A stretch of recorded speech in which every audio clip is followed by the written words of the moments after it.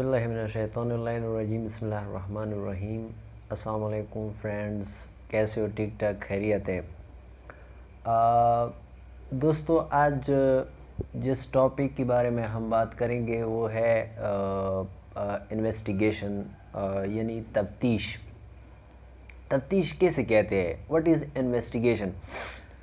पिछली जो भी वीडियो हमने मतलब इस लॉ सीरीज़ के लेक्चर हमने दिए हैं, उसमें एफआईआर था, फिर उसके बाद डिफरेंट टाइप्स ऑफ ऑफेंसेस, उसके बाद फिर हमने जो कॉग्निजेबल ऑफेंसेस थी उसको हमने डिटेल से पढ़ा।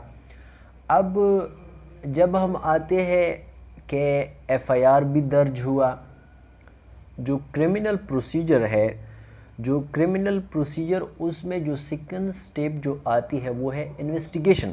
देखते हैं कि जो इन्वेस्टिगेशन है वो किस तरह होती है और कौन कंडक्ट करता है इन्वेस्टिगेशन को।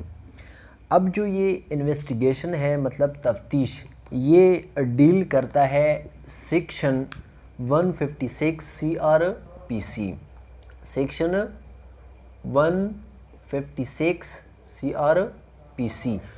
तो जो सेक्शन 156 CRPC है वो इन्वेस्टिगेशन को डील करता है। अब इन्वेस्टिगेशन ये होता क्या है, ये कौन कंडक्ट करता है?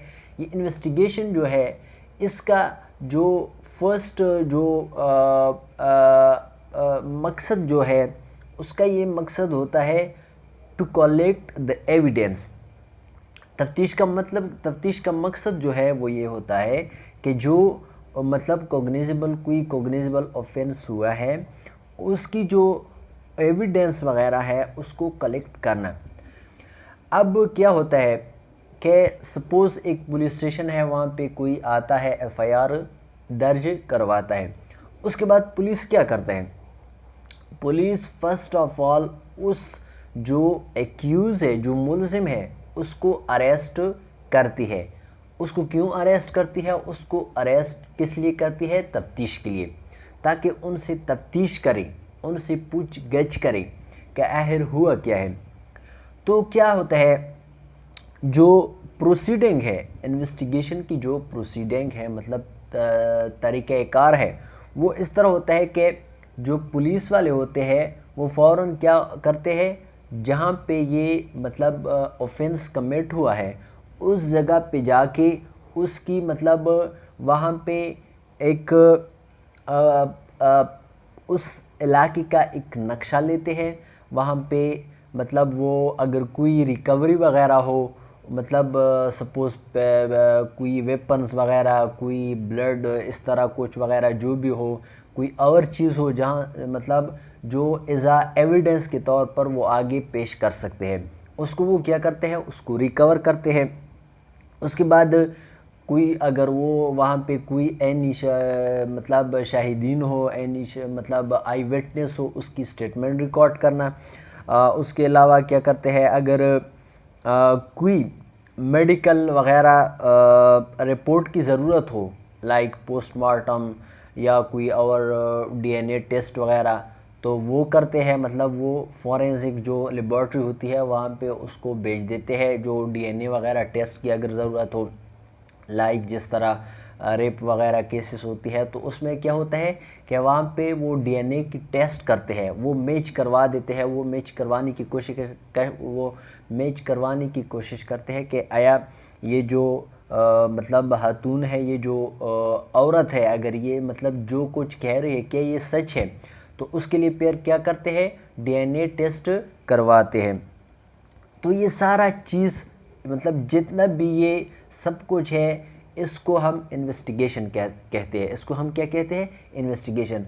अब आगे जब हम आते हैं तो फिर इस तरह होता है कि जब एफआईआर दर्ज करवाई जाती है उसके बाद और मुलजिम को अरेस्ट करने से पहले वो मुलजिम क्या करता है, वो जाता है सेशन कोर्ट। किस लिए जाता है?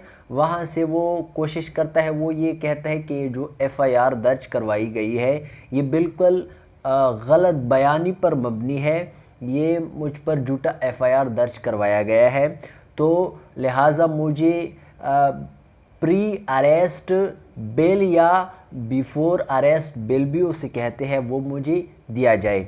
मतलब क्या दिया जाए? ज़मानत कबल अज़ गिरफ्तारी जिसे कहते हैं। क्या कहते हैं उसको? BBA। मतलब बेल बिफोर अरेस्ट, ज़मानत कबल अज़ गिरफ्तारी।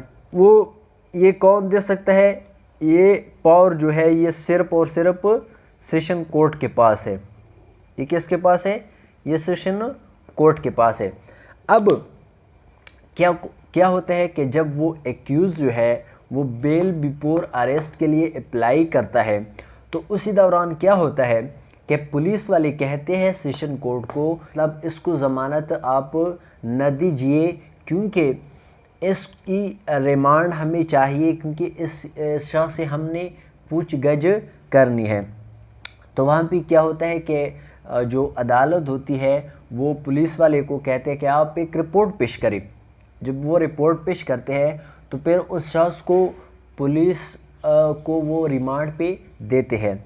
अक्सर जो रिमांड होता है वो 15 दिन तक वो हो सकता है, लेकिन इसमें स्पेशल लॉ के जो केसेस होते हैं उसमें भी अक्सर मतलब बाज़ दफ़ा वहाँ पे 90 दिन तक रिमांड जा सकती है, लेकिन आम तौर पर जो केसेस है उसमें 15 दिन से ज़्यादा रिमांड नहीं दी जा सकती।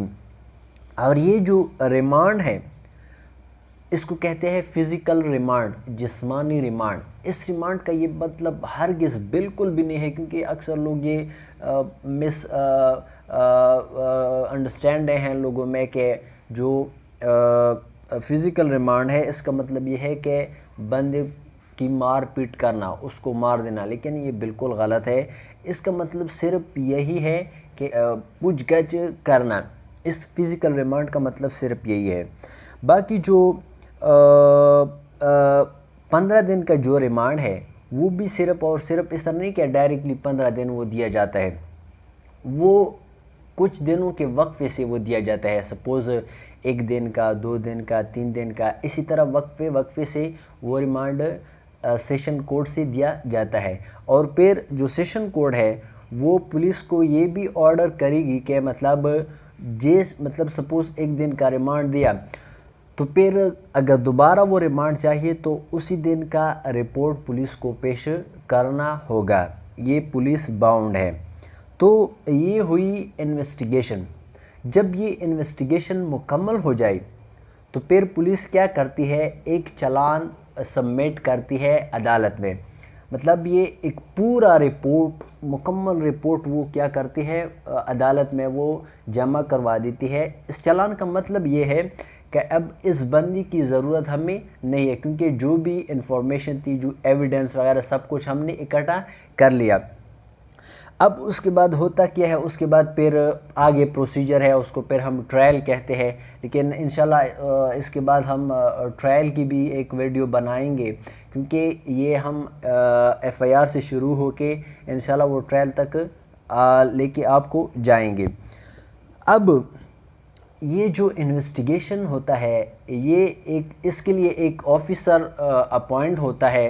मतलब ये SHO भी हो सकता है, जिसको कहते हैं इन्वेस्टिगेशन ऑफिसर, मतलब IO। बस कुछ यहाँ पे अमेंडमेंट्स हुई है जहाँ पे कुछ ऐसे केसेस है कि वहाँ पे सिर्फ SP के अलावा कोई SP से लो रैंक का जो ऑफिसर है वो इन्वेस्टिगेशन ऑफिसर अपॉइंट नहीं हो सकता। वो कुछ इस तरह होते हैं कि सेक्शन 156A इसमें एक अमेंडमेंट हुई है कि मतलब अगर कोई अंडर सेक्शन जो कि सेक्शन 295 PPC में जो ऑफेंसेस बयान की गई है कि अगर कोई शख्स होली प्रॉफेट सल्लल्लाहु अलैहि वसल्लम के खिलाफ कोई डेरोगेटरी रिमार्क्स पेश करता है तो उस सूरत में उस केस में only SP investigate the case. Okay. दूसरा ये है कि अगर कोई मतलब जना का ऑफेंस है तो वहाँ पे भी सिर्फ SP ही इन्वेस्टिगेट करता है, उससे लो रैंक वाला ऑफिसर इन्वेस्टिगेट नहीं कर सकता।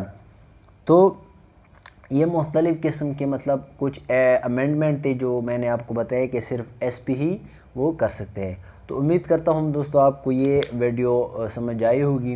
अगर फर्स्ट टाइम हमारे चैनल पे आए हो तो चैनल को सब्सक्राइब करें, वीडियो को लाइक करें, कमेंट करें, अपने दोस्तों के साथ भी शेयर करें ताकि वो भी इनसे फ़ायदा उठाए। वस्सलाम।